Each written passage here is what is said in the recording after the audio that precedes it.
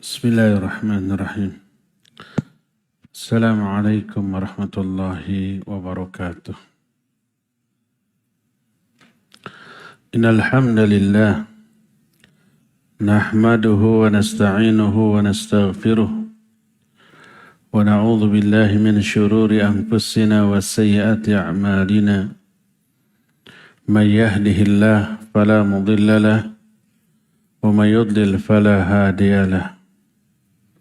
وأشهد أن لا إله إلا الله وحده لا شريك له وأشهد أن محمدا عبده ورسوله يا أيها الذين آمنوا اتقوا الله حق تقاته ولا تموتن إلا وأنتم مسلمون وبعد. Hadirin jamaah Masjid An-Nafi' Dago, para pendengar radio Tarbiyah Sunnah, kembali kita berjumpa membahas tipu daya setan. Poin yang sedang kita bahas adalah beberapa penyebab orang tertipu dengan setan atau tergoda. Salah satu di antara penyebab orang tergoda oleh setan adalah selalu mentaatinya dan mengikuti langkah-langkahnya. Setan itu menggoda, menyesatkan manusia step by step, selangkah demi selangkah, sedikit demi sedikit, slow but sure, nekreh tur ngereyeh. Karena setan tahu dia tidak bisa membuat manusia kufur sekaligus hanya dalam satu kali godaan. Tidak. Tapi bertahap. Dimulai dari godaan terkecil, terus digoda untuk melakukan dosa yang lebih besar, akhirnya dosa besar, akhirnya terbesar. Sampai kepada kufur atau syirik. Selangkah demi selangkah. Karena itulah maka Allah Azza wa Jalla melarang kita mengikuti langkah-langkah syaitan. Allah berfirman dalam surah An-Nur ayat 21, Ya ayyuhalladzina amanu la tattabi'u khutuwati syaitan wa may yattabi' khutuwati syaitan fa innahu ya'muru bil fahsya'i wal munkar. Hai orang-orang yang beriman, jangan kalian mengikuti langkah-langkah syaitan. Siapa yang mengikuti langkah syaitan, maka ketahuilah syaitan itu selalu mengajak kepada perbuatan keji dan mungkar.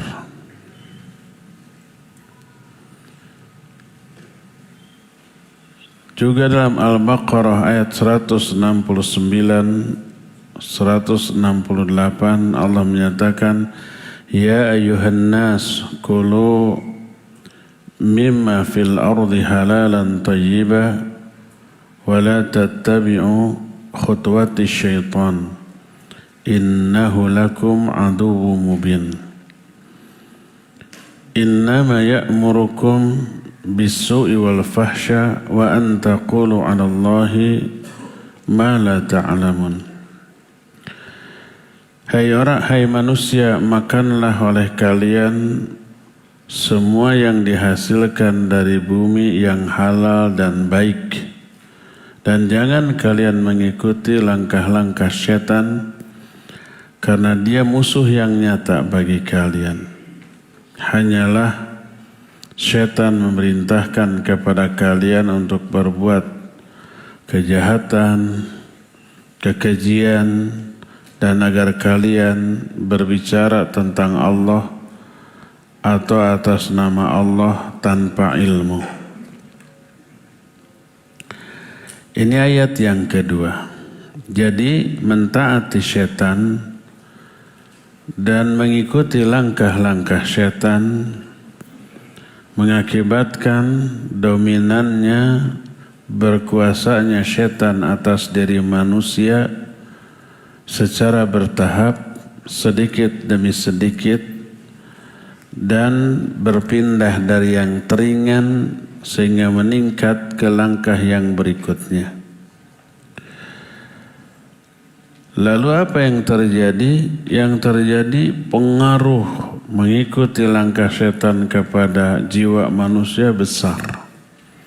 Imannya tergerus, imannya melemah, imannya berkurang dengan mengikuti langkah-langkah setan, sehingga kalau sudah lemah maka setan akan lebih mudah di dalam menuntun dia ke langkah yang berikutnya.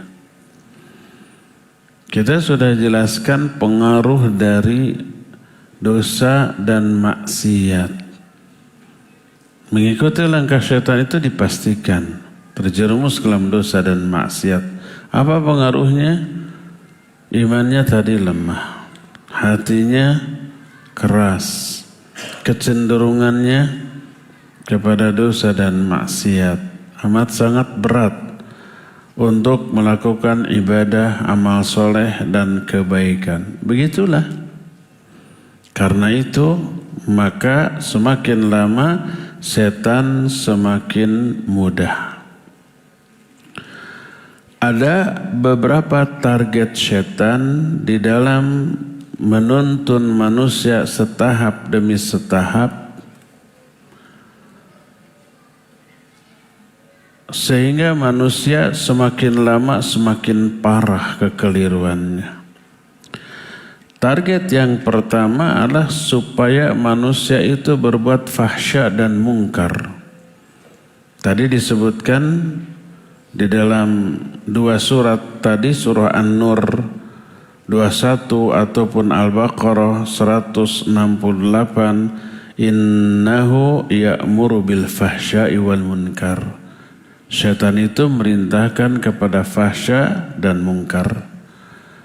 Di dalam Al-Baqarah 169, innama ya'murukum bisu wal fahsya.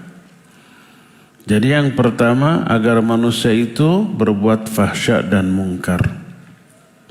Apa akibatnya? Akibatnya fahsya dan munkar itu indikator dari rusaknya seluruh ibadah dia. Karena apabila orang walaupun rajin ibadah tapi masih keji dan mungkar, ibadahnya itu ditolak. Allah menyatakan inna sholata tanha anil fahsya'i wal munkar. Sholat itu mencegah dari perbuatan keji dan mungkar. Kalau sholat ternyata tidak merubah pelakunya dari keji dan mungkar, terkena dengan ayat fawailul lil musallin alladzina hum an sholatihim sahun. Celaka orang yang sholat, itu orang yang sahun dari sholatnya. Sudah kita terangkan sahun dari sholat maknanya lalai dari tujuan sholat yang harus diaplikasikan seusai sholat, yaitu menjauhi keji dan mungkar. Jadi siapa orang yang setelah sholat masih keji, masih mungkar, kena dengan ayat ini fawailul lil musallin. Lihat lagi saum. Rasul SAW menyatakan man lam yada' qawla zur wal amala bihi wal jahl falaysa lillahi hajatun fi ayyada' ta'amahu wa syarabah. Siapa orang yang ketika saum dia tidak menjauhi perbuatan keji dan munkar, ucapannya, perbuatannya nyakitin orang, buruk, madarat, padahal dia saum, maka Allah gak butuh kepada saumnya, ditolak. Lihat juga umroh atau haji. Faman farada fihinnal hajj fala rafatha wala fusuqa wala jidala fil hajj.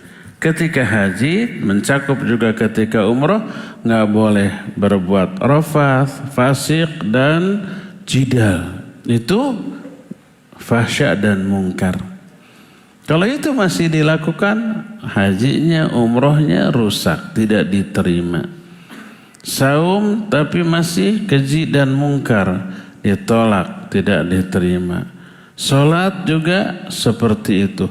Iman pun tergerus.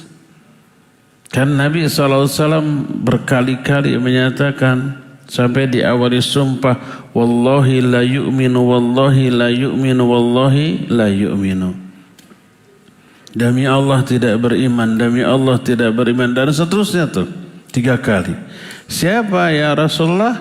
Ditanya, beliau menjawab, alladzi la ya'manu jaruhu bawa'iqahu. Orang yang suka ganggu tetangga, itu perbuatan mungkar itu. Imannya hilang, tergerus. Jadi ternyata tujuan setan memerintahkan manusia untuk berbuat fahsya dan munkar itu tidak sesederhana hanya keji dan munkar saja, tapi itu semua indikator dari rusaknya iman, rusaknya ibadah. Setan ingin merusak iman orang, ingin merusak ibadah sholat, ibadah saum, ibadah umrah ataupun haji dengan cara apa? Melakukan kekejian dan kemungkaran. Rusak tuh ibadahnya, rusak tuh imannya tuh. Jadi target yang pertama itu tuh, pertama fahsya dan munkar. Kedua, innama ya'murukum bisu. Syaitan memerintahkan kalian kepada su. Su itu keburukan. Lebih umum dari keji dan munkar. Semua keji dan munkar pasti keburukan, tapi tidak setiap keburukan itu berupa kekejian dan kemungkaran, tidak. Karena keji dan munkar itu berkaitan dengan sesama manusia. Kalau keji adalah perbuatan-perbuatan yang merugikan diri sendiri, walaupun orang tidak terugikan. Kalau mungkar merugikan orang lain walaupun diri untung. Maksudnya untung di dunia. Seperti mencuri, merampok, membunuh. Itu kan pelakunya merasakan keuntungan dari mencuri, dari merampok. Orang lain yang rugi. Makanya kalau orang melakukan kemungkaran, wajib dicegah. Amar ma'ruf nahi mungkar. Kalau fahsya enggak ada istilah amar ma'ruf nahi fahsya, tidak ada. Kenapa? Karena banyak orang dan dilakukan sendiri, merusak diri sendiri. Seperti mabuk. Selama mabuknya tidak ngamuk ya. Di kamar cekrek sendiri mabuk. Seperti berzina. Kan tidak merugikan orang lain. La taqrabu zina fa innahu kana fahisyah wa sa'a sabila. Jangan kalian dekati zina, karena zina itu fahisyah, perbuatan keji. Tapi tidak dilakukan terang-terangan di hadapan orang. Tidak merugikan. Untung diri sendiri tapi celaka. Beda dengan memperkosa. Kalau memperkosa kemungkaran karena nggak mau, lawannya nggak mau. Kalau ini lawannya mau sama mau. Fahsya dia. Nah, kalau keburukan lebih umum, semua yang Allah larang, walaupun tidak merugikan diri sendiri, walaupun tidak merugikan orang lain, tapi itu dilarang oleh Allah, maka itu Kadang-kadang ada orang yang melakukan perbuatan ini tanpa diketahui orang sendiri saja di kamarnya. Tapi ada ayat Allah yang dilanggar di sana. Nah, yang poin yang paling puncak dari tujuan setan adalah wa antaqulu 'alallahi ma la ta'lamun. Kalian berbicara atas nama Allah tanpa ilmu. Dalam surah Al-Baqarah 169, innama ya'murukum bisu wal fahsya wa antaqulu 'alallahi ma la ta'lamun. Hanyalah setan memerintahkan kalian untuk berbuat buruk, berbuat keji, dan agar kalian berbicara atas nama Allah tanpa ilmu. Berbicara atas nama Allah itu artinya berbicara tentang agama. Karena agama itu Allah yang bikin, Allah yang buat, Allah yang turunkan. Berbicara tentang agama tanpa ilmu berbahaya. Dan ini merupakan dosa terbesar di antara dosa-dosa besar. Allah menyatakan, Qul innama, katakan olehmu, hai Muhammad, innama harrama rabbiyal fawahish ma dhahara minha wa ma batan. Hanyalah Allah mengharamkan kepadaku berbuat keji, baik zahir ataupun batin. Wal isma, berbuat dosa. Wal baghya, berbuat aniaya. Wa antusyrika billahi ma lam yunazzil bihi sultanan, dan kalian menyekutukan Allah dengan sesuatu yang kalian enggak tahu ilmunya. Wa antaqulu 'alallahi ma la ta'lamun, dan kalian berbicara atas nama Allah tanpa ilmu. Ada 5 dosa-dosa besar yang Allah haramkan.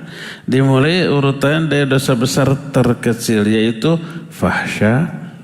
Ini target awal setan tadi. Kemudian al-ithm tadi as-su. Terus al-fahsya. Ya, al-fahsya itu yang tadi ya. Terus kalian menyekutukan Allah dengan sesuatu tanpa syirik. Dan yang paling puncak, kalian berbicara atas nama Allah tanpa ilmu. Ini lebih besar dosanya daripada syirik. Kata Imam Ibnu Qayyim, dosa terbesar di atas syirik berbicara tentang Allah tanpa ilmu. Bukankah syirik dosa terbesar? Bukan. Bukan dosa terbesar, tapi dosa paling besar. Inna syirka la dzulmun azim. Bukan terzalim, tapi kezaliman yang sangat besar. Bukan a'zam, tapi azim. Tapi di atas itu ada, yaitu berbicara atas nama Allah tanpa ilmu. Kenapa? Al-Imam Ibnu Qayyim menyebut ada 2 alasan. Alasan yang pertama, berbicara atas nama Allah tanpa ilmu bisa menjerumuskan orang kepada syirik atau kufur. Seperti contoh umpamanya kalangan mujassimah yang meyakini Allah berjasad seperti jasadnya makhluk. Mujassimah itu bisa kufur itu. Seperti Jahmiyah. Jahmiyah itu kesalahan pokoknya ta'til asma'illahi wa sifatih. Itu mengingkari, menolak Allah punya nama, Allah punya sifat. Padahal Allah menyatakan walillahil asma'ul husna fad'uhu biha. Allah punya asma'ul husna, punya nama-nama yang baik. Silakan kamu berdoa kepada Allah dengan menyebut asma'ul husna ini. Apa alasannya? Alasannya dengan ra'yu. Kalau Allah punya nama, punya sifat, sama dengan makhluk. Makhluk kan punya nama, punya sifat. Kalau Allah punya nama, punya sifat, sama dengan makhluk. Maka mereka ingkari itu. Mengingkari Allah berbicara langsung dengan Nabi Musa. Para Allah menyatakan, wa kallamallahu Musa taklima. Mengingkari Nabi Ibrahim, Allah menjadikan Ibrahim sebagai khalil. Mengingkari perkara-perkara gaib karena enggak masuk akal. mengingkari adanya alam kubur, azab kubur, nikmat kubur. Ayat-ayat dan hadis yang tidak masuk akal ditolak. Kalau itu ayat ditakwil, kalau itu hadis sesuai apapun ditolak, tidak diterima. Makanya Mujassimah ini tidak dikatakan murtad. Kenapa? Karena dia bukan Islam. Imam Asy-Syahrustani dalam kitab Al-Milal wan Nihal, kitab Milal dan Nihal itu menjelaskan 72 golongan yang sesat, yang terancam neraka. Terancam ya, bukan divonis. Kan Nabi sallallahu alaihi wasallam menyatakan sataftariqu hadhil ummah ala 73 firqah kulluha finnar illa wahidah. Umatku ini berpecah belah menjadi 73 golongan, semua masuk neraka kecuali satu. Yang 72 golongan ini masuk neraka. Terancam, sekali lagi bukan vonis. Apa mereka muslim? Muslim, karena Nabi menyatakan hadhil ummah, dalam riwayat lain ummati, umatku, umat ini umat Islam. Jadi mereka tidak akan kekal selama-lamanya di dalamnya. Siapa 72 golongan ini? Nabi tidak menjelaskan.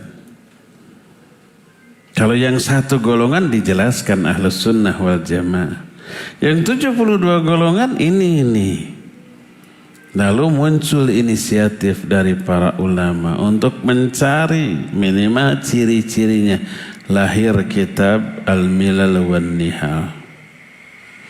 Di dalamnya tidak ada Jahmiyah. Karena Jahmiyah di luar Islam. Sudah bukan muslim lagi. Bukan kata saya loh, kata Asy-Syahrustani. Karena itu maka orang yang berbicara tentang Allah, tentang agama Allah, atas nama Allah, tanpa ilmu bisa terjerumus ke dalam kekufuran. Orang yang karena otaknya kemudian menolak takdir saja itu kan. Takdir itu salah satu di antara rukun iman. Wa antu'mina bil qadari khairihi wa syarrih. Kalau ini tidak diimani, gugur keimanannya. Ini alasan pertama kenapa berbicara tentang Allah atas nama Allah itu lebih besar daripada syirik. Karena pertama itu bisa menjerumuskan kepada kekufuran atau syirik. Kedua, namanya juga bicara. Ngomong ke orang, dia sesat dan menyesatkan. Kalau orang berbuat syirik sendirian, gak mempengaruhi orang, hanya dia yang celaka. Orang tidak akan terbawa. Ini bicara wa antaqulu 'alallahi ma la ta'lamun. Kalian berbicara atas nama Allah tanpa ilmu, mempengaruhi orang, sesat dan menyesatkan. Inilah 4 target setan di dalam menggoda manusia, digoda untuk berbuat fahsya, berbuat mungkar, berbuat dosa, dan berbicara tentang agama ini tanpa ilmu. Dan ini dilakukan secara tadarruj, bertahap, sedikit demi sedikit. Karena itu sesedikit apapun, seenteng apapun ajakan setan untuk berbuat dosa, jangan diikuti. Itu langkah awal. Setelah tergoda yang satu, nanti digoda yang kedua, ketiga, dan seterusnya tuh.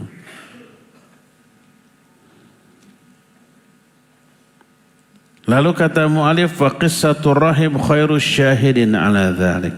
Kisah sang rahib merupakan saksi terbaik tentang hal ini. Kisah rahib ini disebutkan fa innahu amarahu awalan bizina wal marra walau taba taballahu alaihi walakinna syaitan 'azzama innahu hadha dzamb liyunqilahu ila ma huwa a'zam minhu wa huwa qatluha. thumma 'azzama 'indahu hadha dzam hatta la yatuba minhu falamma ja'u liyaqtuluhu qala law sajadta li sajdatan la khalastuka mimma anta fihi falamma sajada lahu tarakahu wa tabarra'a min fata'atuhu lahu afdat ila ayyuti'ahu fima ba'daha wa yatasallatu alaihi syaitan marrah ba'da marrah hatta mata kafiran wal'iyadu billah. Kisah sang rahib saksi yang terbaik. Pertama, syaitan menyuruh dia untuk menzinahi seorang perempuan. Kalau setelah itu taubat, taubatnya diterima oleh Allah. Tapi syaitan menggoda terus, masa cuma sekali dosanya sama. Akhirnya berkali-kali sampai hamil beranak. Terus takut nanti kalau orang-orang tahu bisa dihukum mati. Akhirnya disuruh bunuh bayinya. Dibunuh bayinya. Dari perzinahan kepada yang lebih besar, yaitu membunuh. Setan menggoda ibunya nanti bisa lapor ke bapaknya. Bapaknya kan raja. Sekali dua kali tengah gugu, berkali-kali, kalau nanti raja tahu kamu dihukum mati. Maka bunuh saja sudah ibunya, dibunuh juga. Nanti bilang ke raja tidak bisa sembuh penyakitnya, gitu. Akhirnya dibunuh. Raja percaya udah mati karena penyakit. Setan gak diam. Maka raja kemudian diberitahu mungkin itu lagi hamil, ada anak kecil dan seterusnya. Dibongkar benar, ditangkap rahib ini, terus mau dihukum mati. Dalam keadaan demikian datang iblis. Kalau kamu sujud ke saya bebaskan kamu. Nurut, sujud ke iblis untuk bisa bebas. Dalam keadaan sujud, iblis tertawa.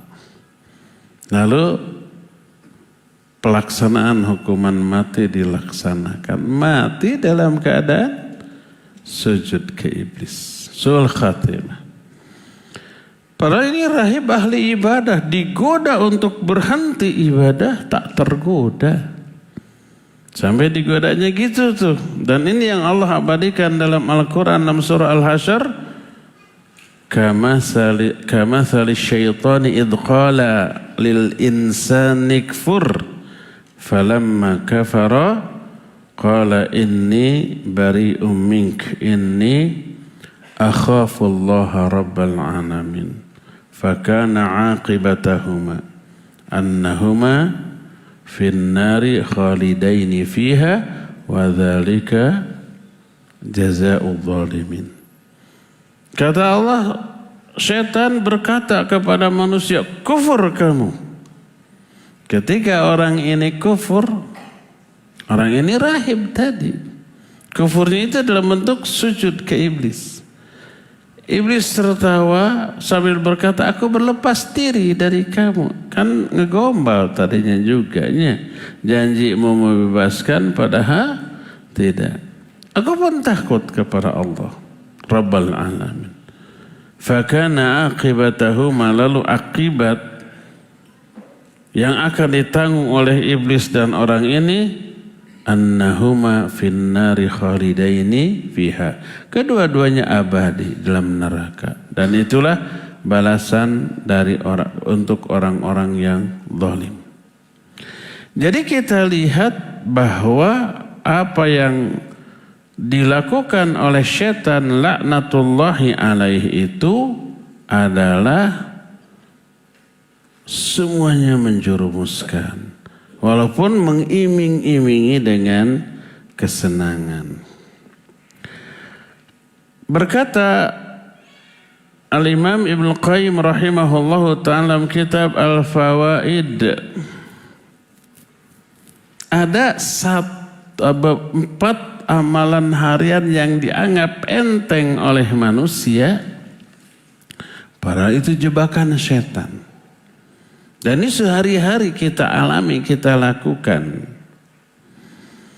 Berkata Imam Ibnu Qayyim, imsaku fudulin nadhar wal kalam wa ta'am wa mukhalatatin nas fa inna syaitan innama yatasallatu ala ibni Adam wa yanalu minhu gharadahu min hadhil abwabil arba'ah. Salah satu di antara cara menjaga kesucian jiwa adalah menahan diri dari berlebih-lebihan dalam 4 hal yang hukum asalnya mubah. Pertama, an-nazar, melihat, memandang, melepaskan pandangan kepada yang mubah, bukan ke yang haram. Kedua, berbicara, mubah. Ketiga, ta'am, makan, minum, mubah. Dan yang keempat, bergaul dengan manusia. Kalau keempat ini dilakukan lebay, berlebih-lebihan, maka setan akan menguasai Bani Adam dan bisa meraih tujuannya melalui 4 pintu yang hukum asalnya mubah ini. Lalu beliau melanjutkan, fa inna fudulun nadhr yad'u ilal istihsan wa wuqu'i suratil manzur ilaihi fil qalbi wal ishtighal bihi wal fikra fi dzarfi bihi. Pertama, berlebih-lebihan dalam hal mengumbar pandangan. Itu pertama bisa menganggap baik terhadap hal tersebut. Lalu dia banyak menikmati seluruh yang dia pandang, kemudian tertancap itu dalam hati, kemudian menyibukkan hati dan pikiran terhadap hal tersebut. Contoh apa yang dipandang kalau zaman baheula terbatas. Yang dipandang itu umpamanya paling pemandangan, gunung, kalau di kita ada sawah, ada sungai. Itu berbekas di hati. Kadang-kadang ketika sholat terbayang, aduh itu gunung kayak begitu, sawah kayak begini, sungai demikian dan seterusnya. Itu sangat simpel, terbatas, kecil pengaruhnya ke dalam hati. Zaman sekarang yang berbahaya, banyak yang kita lihat, yang kita pandang mubah, tapi bayangannya dalam hati dan pikiran begitu kuat, kebawa dalam mimpi, kebawa dalam sholat. Contohnya apa? Kalau zaman emak-emak, zaman baheula, nonton telenovela. Sekarang alhamdulillah telenovela sudah tidak ada ya? Masih ada? Ada gantinya sinetron. Ada gantinya yang lebih besar pengaruh keburukannya, drakor. Itu kira-kira mempengaruhi hati dan pikiran? Ya pastilah. Terus masuk ke pikiran, kebayang-bayang dalam sholat. Dengan asumsi hukum menonton itu mubah. Tapi lebay, berlebih-lebihan. Dan itu menjadi konten pembicaraan ketika arisan, ketika bertemu, ya enggak? Sampai dianalisis, saya mah keheul ke sutradara, itu penjahat, untung we terus. Gemes saya mada. Ending nanti puas gitu ta. Pasti ada lanjutannya. Ada sequelnya. Kan begitu ya? Masuk ke pikiran, masuk ke dalam hati, masuk ke dalam sholat, masuk ke dalam mimpinya. Kadang-kadang ke bawah mimpi.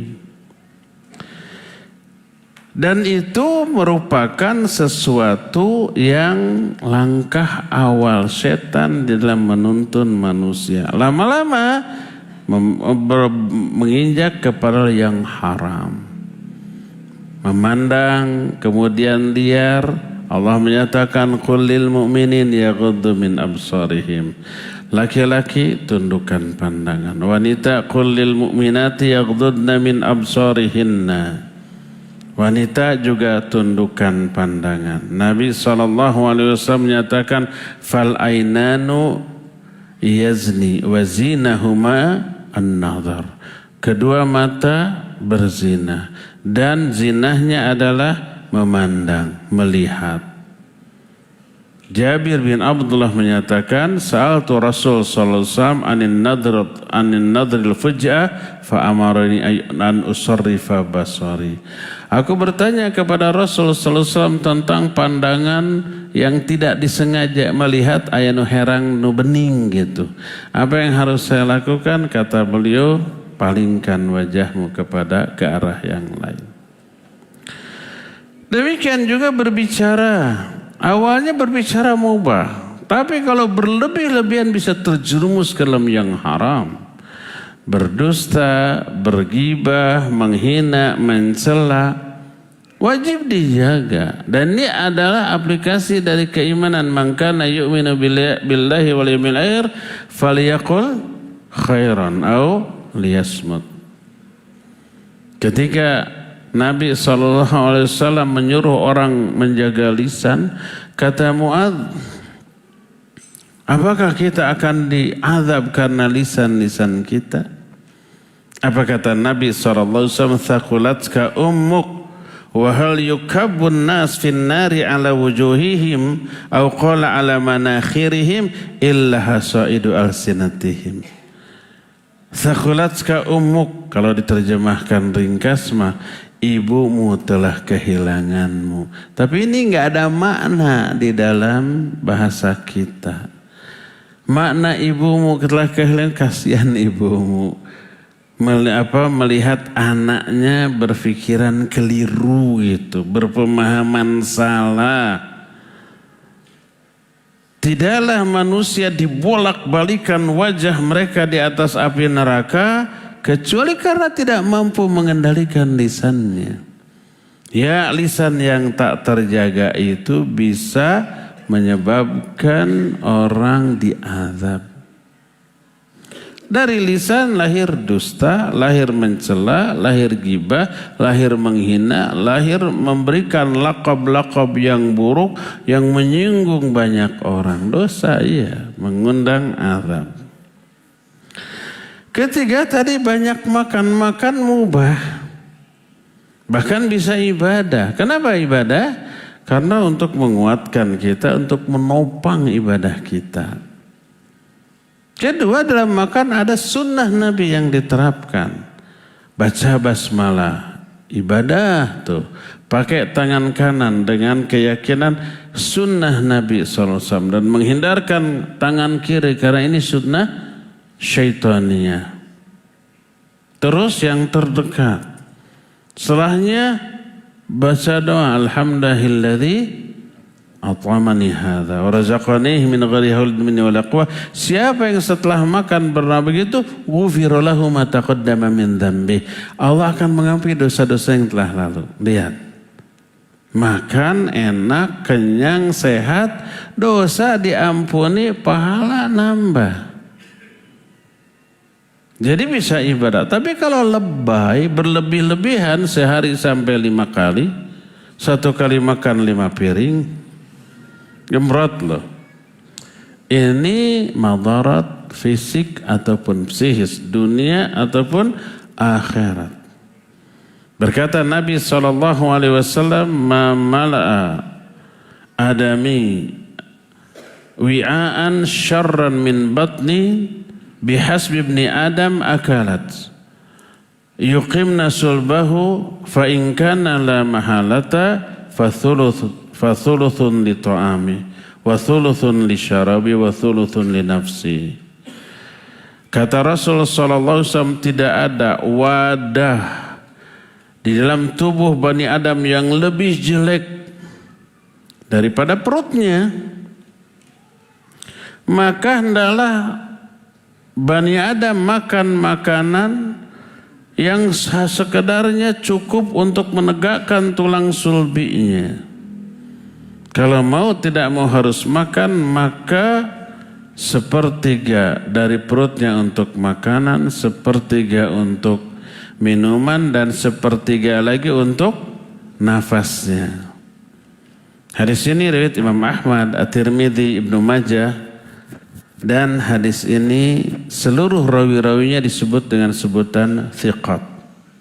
Jadi kalau lebay itu berbahaya. Apa bahayanya? Kalau banyak makan, akhirnya berat badan naik, dia malas gerak, mager. Ini kaum rebahan terus. Inginnya rebahan, ucang angge, nangkep harigu, nanggei gado, gitunya, bari ngemil. Jemrot loh. Kalau sudah begitu, berat birit. Dia tidak akan produktif, jadi beban nantinya. Nih para pemuda ya, jangan menabung penyakit sejak sekarang. Sekarang makan tidur gitu, nggak ada gejala buruk apapun kepada badan karena masih bagus kondisi tubuhnya. Itu nabung penyakit begitu 40 tahun, bahkan kadang-kadang sebelum 40 tahun, semua penyakit akibat kegemukan itu muncul. Darah, gula darah naik, kolesterol yang jahat juga naik, tensi juga naik, asam urat juga naik, banyak penyumbatan ke jantung. Akhirnya kena dia. Kalau sudah kena begitu, udah mengkonsumsi obat seumur hidup, tambah loyo, tambah lemah dia. Jadi jangan mentang-mentang masih muda, makan yang banyak gitu, enggak. Olahraga tetap, jaga makanan, karena itu menjaga kondisi fisik kita yang harus kita jadikan sebagai penopang kualitas dan kuantitas ibadah. Jadi yang ketiga, jaga makanan. Keempatnya, jaga pergaulan. Hukum asal bergaul bagus, bahkan dianjurkan. Al-mu'minul ladzi yukhalitun nas wa yasbiru ala adahum khairun minal mu'minil la yukhalitun nas wa lam yasbir ala adahum. Orang mukmin yang bergaul dengan manusia dan sabarlah menghadapi gangguan mereka lebih baik daripada orang mukmin yang tidak gaul dan tidak sabar menghadapi gangguan manusia. Bergaul ya diharuskan, bersosialisasi. Ayat-ayat Allah tentang ukhuwah itu diterapkannya dalam pergaulan. Saling menolong, saling perhatian, saling bantu, saling menasihati, belajar mengajarkan, take and give, itu adalah aplikasi dari ukhuwah Islamiyah, gaul. Tapi jangan lebay sampai mengambil jatah ibadah kita, jatah waktu ibadah, jatah waktu baca Quran, jatah waktu istirahat, jatah waktu untuk umpamanya belajar dan mengajarkan, itu ada jatahnya. Nah, ada alokasi waktu, kesempatan bergaul ada. Kalau lebay semuanya untuk pergaulan, seharian nongkrong sama teman-teman, seharian hangout, kangkau, seharian terus saja main-main. Akhirnya mengabaikan ibadah, akhirnya mengabaikan kewajiban belajar, kewajiban kepada yang lain-lain. Terlebih banyaknya teman yang beragam, yang kadang beragama atau agamanya buruk mempengaruhi. Nah, kalau sudah sampai sana sudah melanggar syariat, terjerumuslah dia ke dalam apa yang Allah haramkan, yaitu bergaul dengan orang-orang yang memberi pengaruh buruk. Al-mar'u 'ala dini khalili falyanzur ahadukum may yukhalil. Setiap orang agamanya akan dipengaruhi oleh agama kawannya. Hendaklah setiap orang perhatikan dengan siapa dia bergaul. Ini 4 pintu masuk setan dalam menggoda manusia sebagai godaan tahap awal, berasal dari perkara yang mubah lalu didorong untuk berlebih-lebihan dalam perkara yang mubah, akhirnya tertuntun kepada yang diharamkan. 4 perkara yang mubah ini, yang pertama memandang, kedua berbicara, ketiga apa? Makan botram. Botram boleh tapi jangan lebay tiap hari. Dan yang terakhir, yang kelima apa barusan? Bergaul, ya. Itu pintu awal untuk setan menggoda manusia, sampai baru nanti ke taraf 4 hal yang tadi menjadi target setan.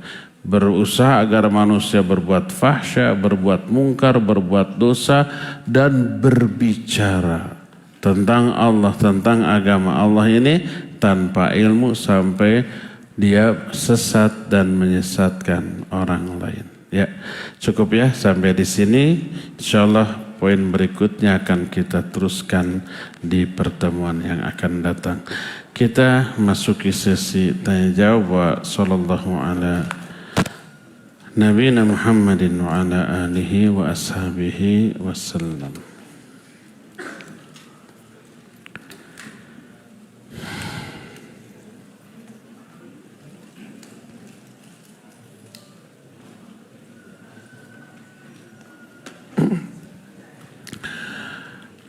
Pertanyaan pertama.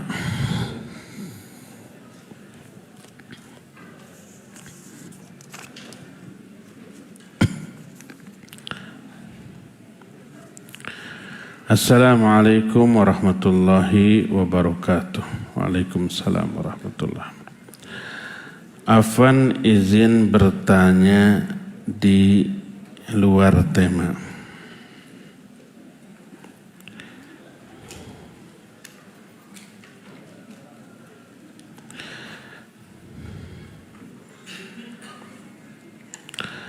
Bagaimana hukum kita menjual emas, tapi pembayarannya dari pihak pembeli dilakukan dengan transfer? Boleh asal kontan, ya. Ini emasnya langsung saat itu dibayar, baik cash ataupun transfer. Yang jangan itu, ini emasnya dulu. Oke, saya pulang ke rumah, saya buka laptop untuk transfer melalui internet, emasnya duluan, beberapa jam setelah itu baru transfer. Itu yang tidak boleh. Tidak boleh ada jeda antara serah terima emas dengan uang, atau uang dengan uang. Nih saya jual dolar 10.000. Oke, saya bawa dulu di rumah, saya transfer. Nggak boleh, ada jeda itu. Ya harus ya dan biyadin, karena itu adalah yang sejenis. Apa benar salah satu waktu diijabah doa itu adalah di hari Rabu antara waktu zuhur dan asar? Iya benar, ada hadisnya. Apa ada hadis yang menjelaskan tentang hal itu? Iya. Kalau nggak salah dulu saya pernah bikin tulisan tentang hal itu, lalu saya posting di mananya? Di WA atau di media sosial, wallahu a'lam. Ada hadisnya, di antaranya adalah Jabir berkata, kata Jabir, anna Nabiya sallallahu alaihi wasallam da'a fi Masjid Al-Fath thalathan yawm al-ithnin wa yawm al-thulatha wa yawm al-arbi'a. Fastujiba lahu yawm al-arbi'a baina as-salatain. Fa'urifa al-bashar fi wajhihi Kata Jabir, Nabi SAW berdoa di Masjid Al-Fatah 3 kali. Pada hari Senin, hari Selasa, dan hari Rabu. Di masjid yang sama. Ternyata diijabah doa yang hari Rabu antara 2 sholat. Yaitu sholat duhur dan sholat asar. Maka terlihat wajah beliau itu cerah. Maka berkata Jabir, falam yanzil bi amrun minhum muhimmun ghalidun illa tawajjahtu tilka sa'ah fad'u fiha fa'ariful ijabah. Maka tidaklah turun kepadaku satu musibah, satu peristiwa yang membuat aku berat, kecuali aku bertawajuh kepada Allah di saat itu, yaitu hari Rabu antara zuhur dan asar, lalu aku berdoa, maka aku pun diijabah. Doaku pun diijabah.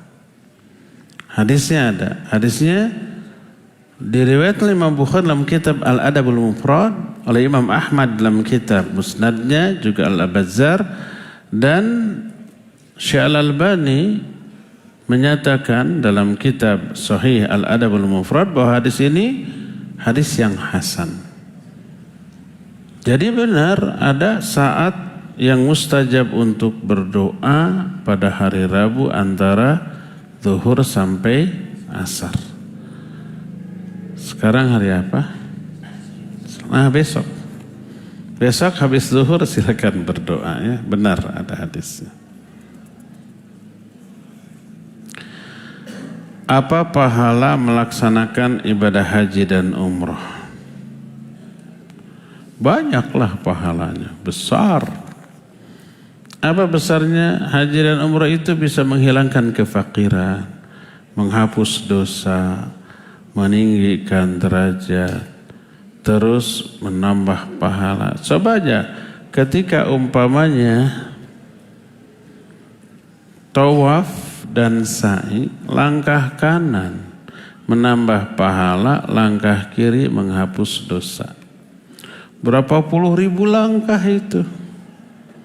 Coba nanti kalau sa'i dan tawaf pakai smartwatch, coba diaktifkan tuh langkah-langkahnya. Berapa puluh ribu langkah, belasan ribu langkah tuh. Itu hanya tawaf dan sa'i, belum yang lain-lain. Belum sehari kita ke masjid 5 kali. Dari hotel ke masjid agak sedikit jauh. Sedekat-dekatnya itu minimal dari kamar kita sampai masuk itu saya pikir lebih dari 500 meter tuh. Apalagi yang jauh tuh. Itu aja bolak-balik berapa? Terus pahala di Masjid Nabawi 1000 kali lipat dibanding sholat di An-Nafi'. Bukan nggak boleh sholat di An-Nafi', boleh. Pahalanya 1. Tapi kalau di Masjid Nabawi berapa? 1000 kali. Di Masjidil Haram 100.000 kali. Itu aja udah nggak kebayang tuh. Terus doa dari mulai berangkat dari rumah sampai nanti pulang ke rumah, apalagi di sananya, doa kita dikabul oleh Allah Azza wa Jalla ya. Kalau ibadah haji cukup 1 kali, ya wajibnya 1 kali. Tapi boleh kalau punya uang tiap tahun boleh saja. Ya. Sunnah yang kedua, ketiganya sunnah. Yang wajib yang pertama. Ya. Tapi kalau kita sudah sekali terus sudah enggak lagi ya enggak dosa. Ya. Tapi enggak dapat keutamaan haji atau umroh. Bagaimana dengan ibadah umroh yang berkali-kali melaksanakan, padahal pahalanya juga berlimpah. Bagus kalau bisa bulan ini umroh, bulan depan umroh, terus setiap bulan bagus. Ya, karena al-umroh ilal umroh mukaffiratun liman bainahun. Umroh ke umroh itu menghapus dosa-dosa. Sama dengan sholat, menghapus dosa antara sholat yang satu dengan sholat yang lain. Jadi kalau mampu uang melimpah silakan tiap bulan ke sana ya.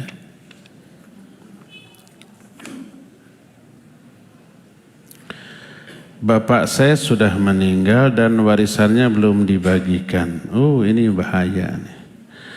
Karena ibu saya masih hidup. Justru semumpung ibu masih hidup cepat bagi. Untuk ibu sebagai istri 1/8, 7/8. Kalau anak-anaknya ada laki ada perempuan, sudah ahli warisnya cuma 2. Istrinya, anak-anaknya, kalau orang tua sudah tidak ada ya. Orang tua ayah, kakek nenek sudah tidak ada. Ibu 1/8, 7/8 untuk anak-anaknya dengan perbandingan 1/2 antara laki dan perempuan. Segera sudah. Kalau nggak dibagi, nanti khawatir habis secara volume. Si bungsu mau masuk kuliah nggak ada uang, jual aja tanah warisan ayah di sana untuk si bungsu. Terus ini mau wisuda atau ada skripsi butuh uang penelitian dan seterusnya, jual rumah yang di sana masuk. Padahal itu masih milik bersama. Jadi nanti ada ahli waris yang memakan hak ahli waris lain. Segera bagi, kalau sudah bagi terserah mau dipakai apa oleh masing-masing ahli waris. Qadarullah, kakak laki-laki saya meninggal dunia 2 tahun lalu. Tuh. Nanti bagian kakak menjadi warisan bagi istri dan anaknya. Kalau kakak sudah menikah ya. Kecuali kalau kakak ini belum menikah, ya nanti tetap bagian dia harus disisihkan. Lalu kalau dia meninggal dalam keadaan membujang, harta milik dia jadi warisan bagi ibunya, bagi adik kakaknya gitu. Pertanyaan, apakah kakak saya yang sudah meninggal sudah diperhitungkan warisnya? Kalau bapak lebih dahulu meninggal dan ketika bapak meninggal kakak masih ada, ya dia dapat warisan. Kecuali kalau kakak duluan, kakak meninggal lalu bapak meninggal, ya nggak dapat.